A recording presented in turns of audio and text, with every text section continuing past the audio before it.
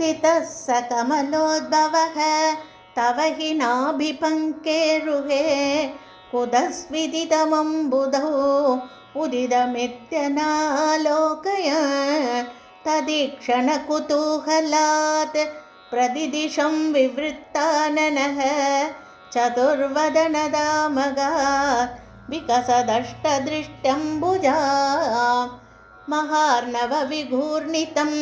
कमलमेव तत्केवलं विलोक्य तदुपाश्रयं तव तनुं तु नालोकय कयेष कमलोदरे महदि निस्सहायो ह्यहं कुतस्विदिदमम्बुजं समजनीति चिन्तामगात् अमुष्य हि सरोरुहः किमपि कारणं सम्भवेत् इति स्म कृतनिश्चयः स खलु नाळरन्ध्राध्वना स्वयोगबलविद्यया समवरूढवान् प्रौढधीः त्वदीयमतिमोहनं न तु कळेबरं दृष्टवान् ततः सकलनाळिका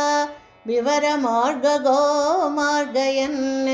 प्रयस्य शतवत्सरं किमपि नैव सन्दृष्टवान् निवृत्य कमलोदरे सुखनिषण्ण एकाग्रदीः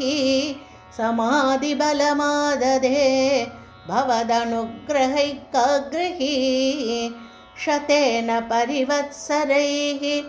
दृढसमाधिबन्धोल्लसत् प्रबोधविशदीकृतः स खलु पद्मिनी सम्भवः अदृष्टचरमद्भुतं तव हि रूपमन्तर्दृशा व्यचष्ट परितुष्टधीः भुजगभोगभागाश्रयं किरीटमकुटोल्लसत् कटकहारकेयूरयुक् मणिस्फुरितमेकलं सुपरिवीतपीताम्बरं कलाय कुसुमप्रभं गळदलोल्लसत्कौस्तुभं वपुस्तदयि भावये कमलजन्मने दर्शितं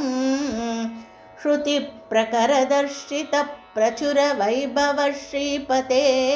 हरे जय जय प्रभो पदमुपैषिदिष्टादृशो कुरुष्व धियमासु मे भुवननिर्मितौ कर्मटाम् इति द्रुहि न वर्णित स्वगुणबंहिमा पाहि मां लभस्व भुवनत्रयी रचनदक्षतामक्षतां गृहाणमदनुग्रहं कुरु तपश्च भूयो विधे भवद्वकिल साधने मयि च भक्तिरत्युत्कटे तुदीर्य गिरमादधाः मुदितचेतसं वेधसं शतं कृततपस्ततः स खलु दिव्यसंवत्सरान् अवाप्य च तपोबलं मतिबलं च पूर्वाधिकम् उदीक्ष्य किल कम्पितं पयसि पङ्कजं वायुना भवद्बलविजृम्भितः पवनपातसी पीतवान् तवैव कृपया पुनः सरसिजेन तेनैव सह प्रकल्प्य भुवनत्रयीं प्रववृते प्रजानिर्मितौ तथाविध कृपाभरो गुरुमरुत्पुराधीश्वर त्वमाशु परिपाहि मां गुरुदयोक्षितैरीक्षितैः सर्वत्र गोविन्दनामसङ्कीर्तनं गोविन्द गोविन्द।